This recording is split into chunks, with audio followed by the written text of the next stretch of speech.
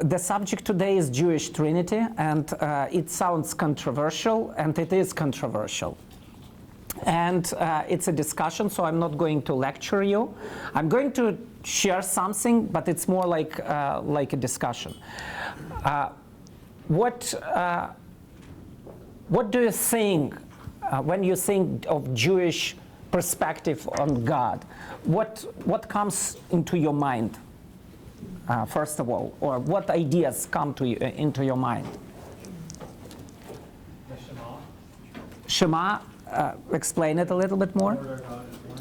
Okay, Hear, O Israel, the Lord our God, the Lord is one. Okay, what do you think Jewish people understand by that? It's varied through the ages. With Maimonides, it's one singular. Instead of Echad, one.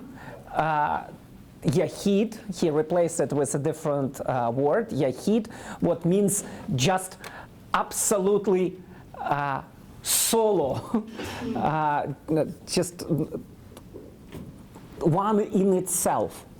While the word Echad just means one, can mean only, alone, whatever, but it's also a number one, so different words. So, but Shema, Hear, O Israel, the Lord our God, the Lord is one, is the foundation of the Jewish perspective on God and the foundation of Judaism as a religion. Okay, what else?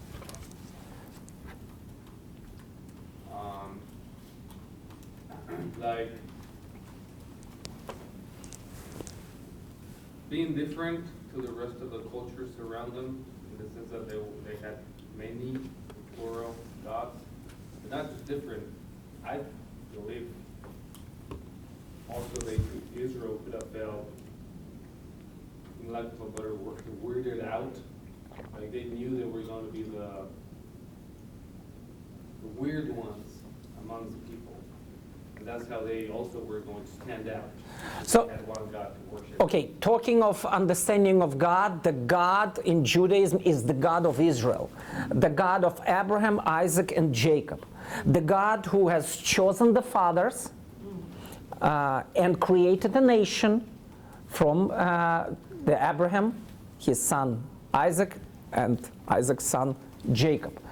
And this is the God that made the covenant with the Jewish people. So Jewish people are created by God. So this God is the God who created Jewish people and the God who stands in a unique covenantal relationship with the people of Israel. Okay, what else? Good comments, so keep thinking. Very much in contrast to idolatry, to visible images, and say God is not like the surrounding countries, as I mentioned a moment ago, that almost always have some visible representation. Okay, so the God of Israel is the God that you are not to visualize or not to place in form of any image. According to even 10 commandments, don't make an image of the God. I mean, not just it's not just about any God, but even don't make an image of this particular, I mean, the God, your God. He's omnipresent spirit. So, yes, he's omnipresent, but even more than that, he is very complex, if I may say so. So, in Jewish mindset, I mean, at least what we know from the Torah, you are not making an image because every image would limit God to something physical, material, particular, what God is not. For example, as the Israelites did a golden cow, calf in the desert as Moses was gone to the mountain for the first time. You know probably that this idol had this name, the name of God. So it was not like another God. It was an image of the God of Israel, the God we are talking about. And it was a very bad sin. You know why? Because God is not a cow. So the God of Israel is very complex. What else?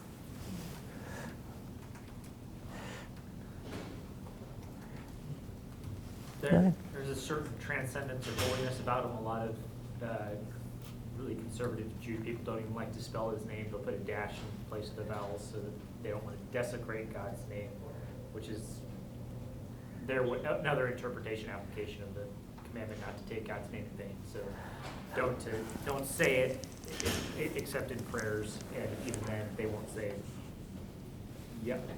the sacred name. They'll say something like Hashem, the name. So let's good point as well. Let's say the God is huge, humongous, big, holy. He's to adore, to worship, and not to profane, not to use in vain. Even his name.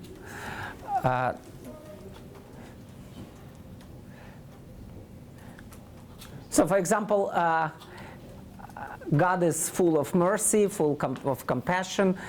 We rely on His grace in Judaism, but probably nobody would come to the idea, like sometimes in Christianity, well, sometimes like sweet Jesus. So nobody would call sweet God or something like that, because He's too, He is God. Okay. What else? He is incredibly faithful to Israel. They think that as he will be their God, they will be His people. He's redeemed them. He's brought them out from the Exodus. He remains with them. Mm-hmm. That's a huge attribute of him. Yeah, faithful. Yeah, good. Even so we have tons of attributes of God. You remember as Moses saw God, or God revealed himself to Moses on the Mount of Sinai, he said that He is the God of mercy, forgiveness, compassion. He loves people and loves to forgive people, but also He is the God who remembers the iniquities and can punish the one who sinned at the same time. So there is certain balance even in this in His qualities. Thank you. What else? There's a sense that while there is Yahweh transcendent, there's sometimes Yahweh localized, such as Bush or Joshua being commander of the Lord's army, or Samson. So it seems again and again very unique. So there's multiple Yahweh figures, if you will, throughout the Old Testament, apart from the transcendent Yahweh. Right. Good. Now, there are several more characteristics that are uniquely Jewish. Not characteristics, but just descriptions of God, or who God is. One of those is He is the Creator. And we know that from the Bible. He is the one who created everything. In the Old Testament, it's mentioned several times. As God says, I am the one who created everything, and there is no other God who did something like this. So he is unique because He is the author of everything else. He is the creator of the universe. It's one characteristic, or just who He is. Another uniquely Jewish is He is the one who brought Jewish people out of Egypt. By the way, when we celebrate Shabbat, We celebrate Shabbat according to 10 Commandments, twice it's there, because of two reasons. One, because God created everything in 6 days, and on the 7th day, He rested. And that's why we celebrate Shabbat. God as the creator. And another reason is we were slaves in Egypt, but He brought us out. And that's why we can celebrate Shabbat, because He freed us. And because we are free, we give also freedom of work to some and to other people we deal with. So God as the creator, God as the redeemer from Israel, from Egypt. Lawgiver. Yes. Exactly. And the third point is He is the one who gave the Torah. He is the Torah giver. Exactly. Okay.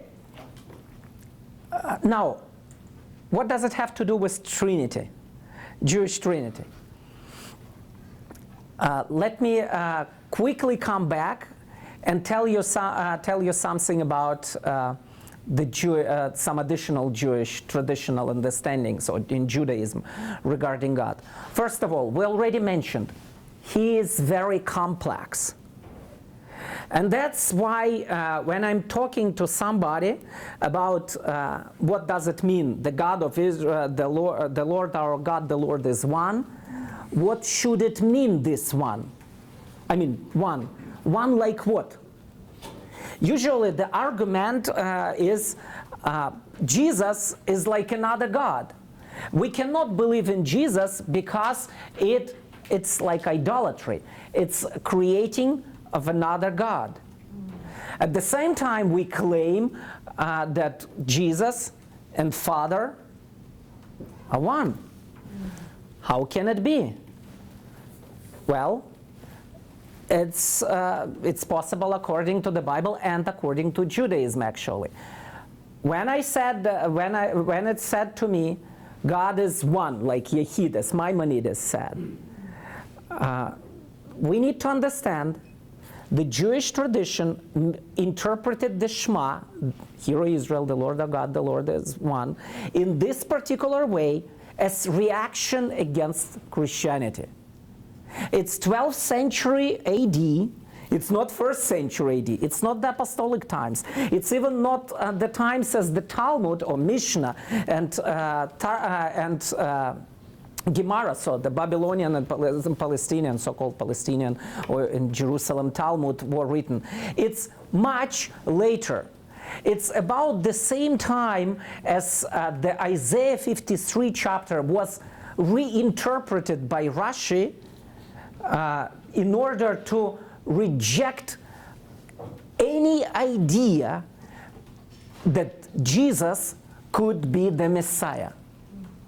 Judaism, in its perspective on Jesus, the development was reactionary.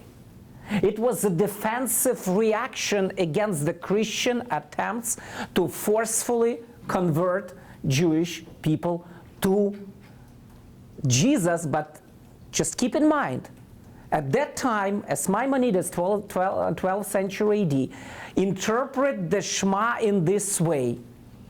At that time, becoming a Christian meant to cease being Jewish.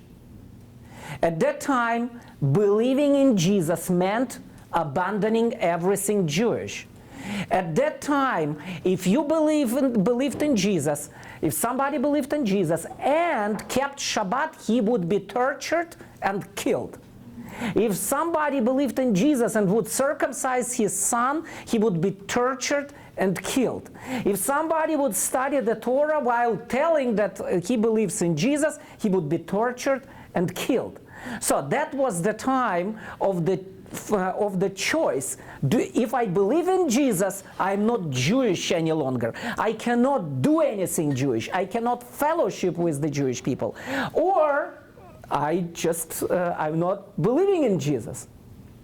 And Jesus became absolute no-go for the Jewish people. That's why Isaiah 53, suffering servant, it's Israel. It's not the Messiah. The chapter that was interpreted for centuries and centuries, for about for more than 1,000 years, it was interpreted as the Messianic prophecy, was reinterpreted in order to reject any link to Jesus. The mysterious Shema with God as Echad, as one, was reinterpreted in order to reject anything what could suggest that it's possible to believe in Jesus. So it was a reaction. But now, God is one, but He is not to compare with anything. So when a Jewish person tells to me, God is just one and cannot be like three in one, my response would be, really? What would be your response? Before I will proceed. So how would you react? Tell me. There is a hint. God is complex. Thank you. Is God one like as this pen? How one is God? Is it God? Can you compare God to a pen? Or is God like this cup? One is spirit. What is one? Is it a fullness, complete? You cannot compare God to anything. In fact, it would be a sin to compare God to anything. To tell that God is one and there is nothing in this one that can be split or divided, it would be already like creating God into a finger. I'm showing you a finger. So what is one? The Jewish tradition actually took this one idea, Echad, as just for centuries before this reinterpretation as something, He's only one for us to worship. You're not to worship anyone else but the God who is the Creator, the God who brought us out of Egypt, and the God who gave us the Torah. You just want to worship God, the only this God, and no other God. It's like in the book of Zechariah, if you remember, in chapter 14. In that day, in the Messianic times, after God will protect and rescue Israel from the enemies, the Lord will be one, and His name will be one. And the whole world will be filled with the worship of this one God. And it doesn't say a word about the essence of God, about how God exists. But it does say that you are not to worship a bird, you are not to worship a sun, you are not to worship another man, you are to worship only this God. Well, let me give you some ideas, additional quick ideas regarding God and Judaism. The main point, however we know God, in whatever form or aspect, it's always one and the same God. It means in Judaism we can observe many different forms of God and His revelation in this world, but it's one and the same God.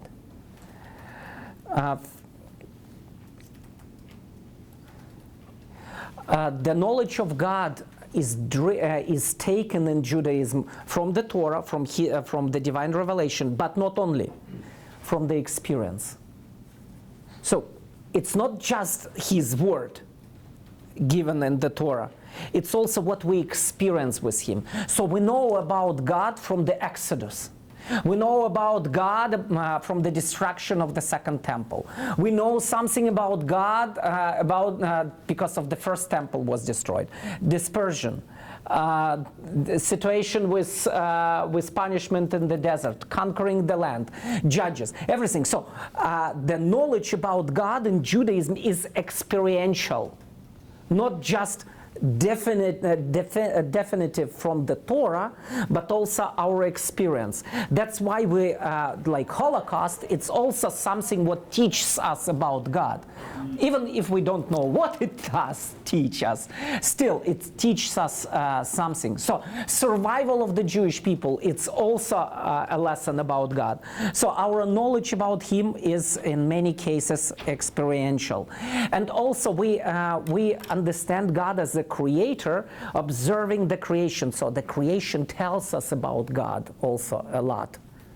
So the Jewish mindset takes what we see, what we observe, what we experience in our life and in the creation, and defines God by observing that all. Is it more or less clear? It's difficult for me to comprehend because I'm totally westernized type of person. So rational, what is written, I just like following the rules. I spent too much time in Germany. So it's just like everything should be clearly defined. But in Judaism, God can stay in mystery and in constant process of growing in knowledge of Himself. So we understand we cannot clearly define God, but we can look at different aspects of Him through our experience and through what we observe in this universe. You cannot read about God everything in one particular book, and even if you read Talmud, it's very contradictory.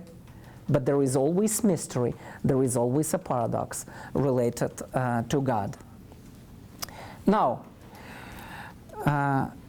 Israel knows God as a person, and at the end of the formation of the oral Torah, so Mishnah and Talmud, even as a fully embodied personality. Sages know God in 4 aspects. First, principle or premise. It's the God who created the world and gave the Torah. Second, presence. For example, supernatural being resident in the temple and present where 2 or more persons engaged in discourse concerning the Torah. So it's He as the creator and giver, creator of everything and giver of the Torah, and in His and through His presence in His world. Judaism knows, third, God as a person. With other words, for example, the one whom prayer is addressed. And fourth, as personality, a God we know, we can know and make our model. So, interestingly, that God is also, in Judaism, a personality. Somebody who can get angry, who can suffer, who can have compassion, who can rejoice, who can be glad, who can help those in need. The one who said, "Be holy." What's then? For I am holy. With other words, do what I do, to be like I am. So it's clear personality of God. He's personalized. He's not. It's almost like God's incarnation in certain His qualities, His attitude.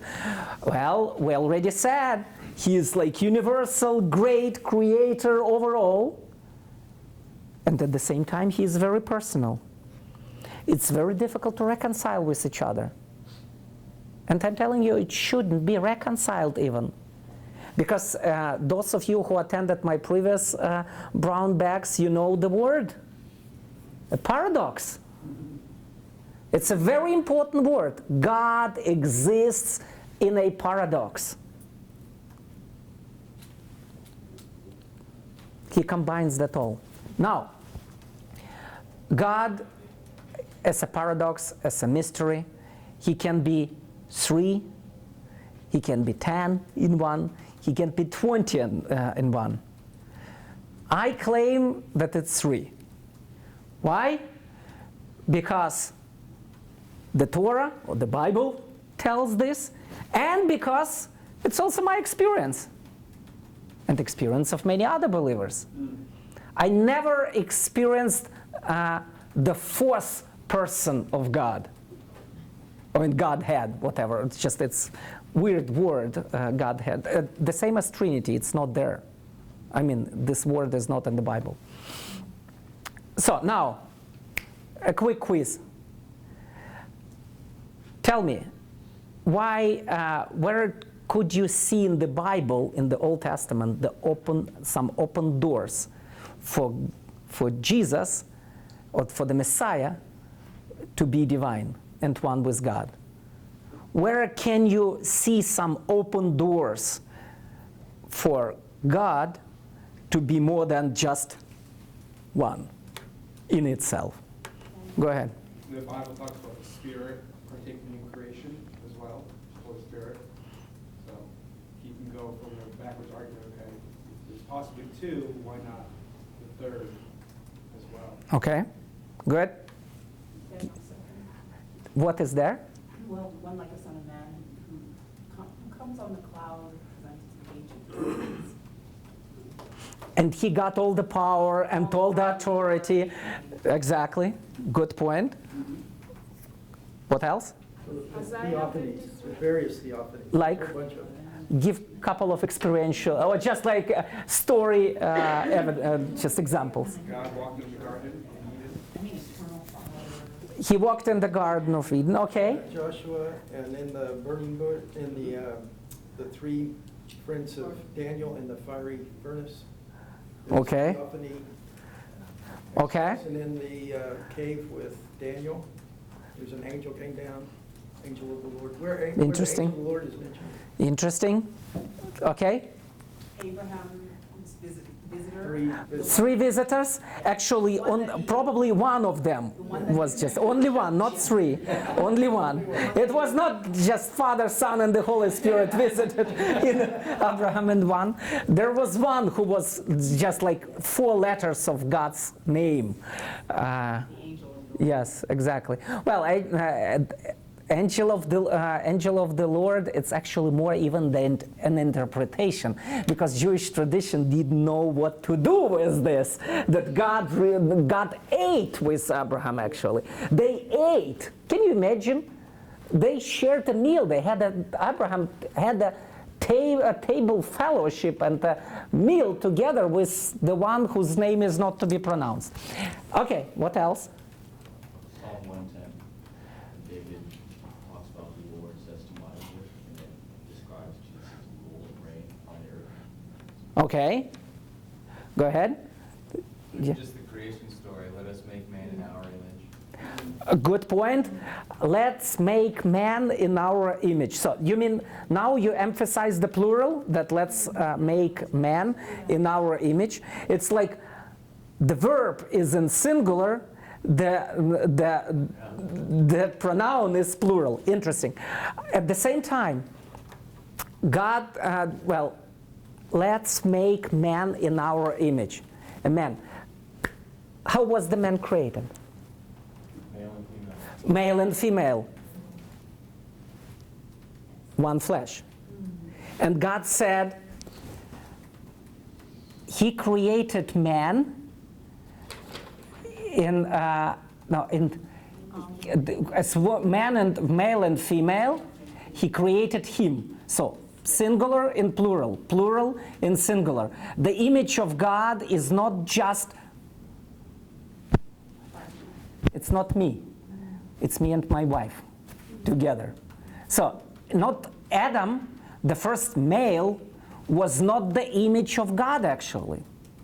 He was the image of God after the fullness of his creation, as God looked at both of them and said, good, very good, tov meod. So that was the point. So the image of God, interestingly, it's not male alone and not a female alone. The first image of God was male and female, one flesh. Now I'm married, and I should be one flesh with my wife. Now, one flesh, not one soul, not one spirit. It's nice. I mean, it preaches well, but I'm one flesh with her. No way. How is it possible? Do you remember the word? Paradox. That's the reality. That's the truth. We can live it. We can experience that, but we can never comprehend that. So the image, the very image of God, is like plural in one. It's a had, the same word. Okay, what else? Isaiah 9 and 11. What is there? Well, Isaiah 9, well, both 9 and 11. So the Son, who will be called Mighty Counselor, Eternal Father, et cetera, et cetera, et cetera. And then the stump from Jesse, who has the 7 spirits of righteousness, the spirit of such and such. I think those two have this very elevated person or son stump root that's coming, who has these magnificent titles and names, and also who bears the 7 spirits of, of wisdom, righteousness, and so on and so forth. So it's like very, very mysterious, like I would say, crazy pictures. I mean, it's like if somebody would come today and tell to a doctor that he saw this picture, it would be probably like some medication prescribed. But it's just like, yeah. So, but still, it shows us, it's the strange pictures that show us the God that we could not comprehend. It might seem, for human logic, it might seem crazy, insane, but that's also how God is described and the Messiah is described. What else? In Proverbs 8, the wisdom of God was with God as he was creating everything. So the wisdom of God was the creator. The wisdom of God was giving God the counsel. This chokhmah in Hebrew. What is later became in Jewish tradition Torah in some tradition, Logos in Alexandrian tradition, Memra in Targumic tradition. So namely, the creative person, so to speak, associated with God and being divine. So the person who is the creator of everything. For the New Testament authors, for the apostles, like for John, Logos, incarnated in Jesus, also Memra and Torah. According to Apostle Paul in Colossians, who is the creator of everything? Jesus. He created everything what is written about God, created through Jesus. It's also related to Jesus.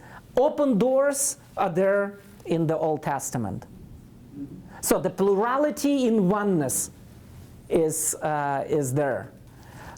Possibility for the Messiah to be divine is there. He is like mentioned, he receives all the power, all authority, all worship in Daniel. He's the creator, so there is a creative person associated with God in Proverbs chapter 8. There is a plurality in chapter 1 of chapter 1 through 3 of Genesis. There are many visitations of God in history. Some would say Jesus was the one, or he became Jesus as he was born. He was not Jesus in the eternity, but this eternal wisdom of God, His Word, we can see from the very beginning of the creation. I have to admit, we cannot prove it from the Old Testament. The Trinity is not provable from the Old Testament. But the foundation is laid there, and the doors are open for Jesus to come and to give us the fullness available to us, acceptable to us, the fullness of who God is and how He exists. And one word we need to stop, like I need to stop sort of like in a couple of minutes, but one word of not conclusion, but just in addition to that, when I see Christians, and I mentioned that previously, when I see Christians giving different pictures of God in Trinity, even like you saw the invitation for this seminar, right? So there was like a tricky picture, like Jewish Trinity, and then there is like funny geometric construction. If you haven't seen it, look at that. I want to tell you, it's not God. It's just an attempt to picture Him. So the Torah says, don't make any images. So God is not a triangle. God is not a pretzel. God is not a shampoo, conditioner, and shower soap in one package, okay? God is not an egg. And by far, God is not water, ice, and vapor, because it's a heresy. It's called modalism. So be careful with explaining God with images, because it's a sin. And it's far away from showing God as He is. You can say, you can loosely compare some of His qualities to triangle. You can loosely relate Him to like a pretzel, or to this construction, geometric construction that you saw on the invitation. Loosely, very loosely, but it's not God. You cannot make an image of Him. He is not a fish, He is not a cow, He is not a sun or moon or whatever. He's not to be fully expressed with one particular images. He's all in all. And we can see Him in actually everything. Well, I'm sorry that I got to shorten our discussion 25 minutes, but due to the chapel lengths. Anyway, any questions or any comments? Meanwhile, we want to serve you, actually. We want to provide the best subjects for brown bags possible, and you are invited to help us to choose the subjects. In November, the subjects are set. One of them is what? Israel versus the church, question mark. So how is that related? It's one. And another is New Testament, a Jewish bestseller, question mark. So these are in first week of, is it first week of November or second week of November? First full week. First full week of November. Stay tuned. You will see it there. I'm teaching a class in winter semester called Ministry in Jewish Contexts. And that's a very intense class covering everything, including like Jewish traditions, customs, holidays, how to share the gospel, how to answer Jewish objections, the Jewish culture, tradition, and the sociological issues related to the Jewish community in the United States and worldwide. So if you're still considering some classes in winter semester, 2 hours class, you will not regret it. It's much fun. But also we prepared a survey for you. Mark prepared a survey for you to help us to decide what subjects to choose for the spring semester. Okay, so help us to serve you and to have the brown bags that can really impact all of us and the campus. And please spread out the word about these brown bags among your fellow students in all possible ways, be it talking, Facebooking, Instagramming, tweeting, whatever you do, or emailing, anything. So do you want to pass out? It's already there. So just look at this. We sent it out. Nobody replied. Nobody's filled. Yeah, so we started a different attempt to do that. So question. Yeah. So you mentioned earlier around like the 12th and 14th century that a lot of the Jews were trying to resist the idea of Jesus being the Messiah and divine. One question I had is, do you have any idea how the Renaissance Jews might have perceived the image of God? Like how they saw man and woman being the image of God? Well, it's a whole subject. You know, if you go to just, if you want a little bit more in depth about this, not too deep, but still, there is a book in the library called Encyclopedia of Judaism, Volume 4. You will see. Thank you. You will see God or image of God in this encyclopedia, and it's about man created according to the image of God.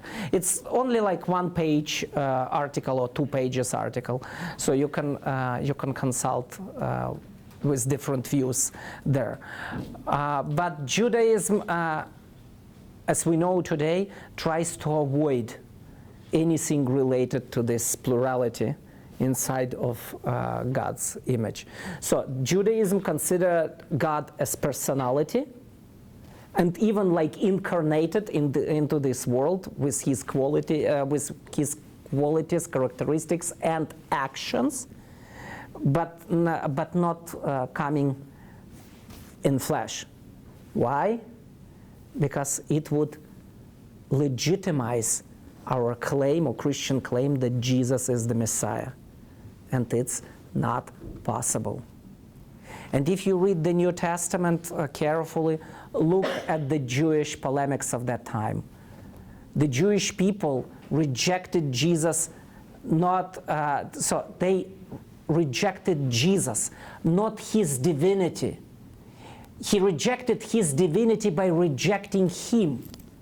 Because at that time, the Jewish tradition could perfectly imagine the Messiah to be divine if he is the Messiah. You see you see what I mean? They rejected Jesus, and by rejecting Jesus, they also rejected his claim of his divinity. If they would consider him as the Messiah, the divinity of the Messiah would not be the major issue for them. Today, Jewish people reject Jesus because of his divinity. But it was not like this in the 1st century AD, during the apostolic times. We have another brown bag tomorrow, and maybe we will touch more on that. It's Judaism, trans, and Jesus. So come for, what do we have tomorrow? Sandwiches? And? I think sandwiches, yes. So tomorrow sandwiches. Hard to say. Just come and find out. Yeah, right. Food. Yeah. So, yes, on Thursday there is a seminar. It's a crash course on Jewish evangelism. It's in the evening, 6 through 8 in Todd 114. So if you're interested, come.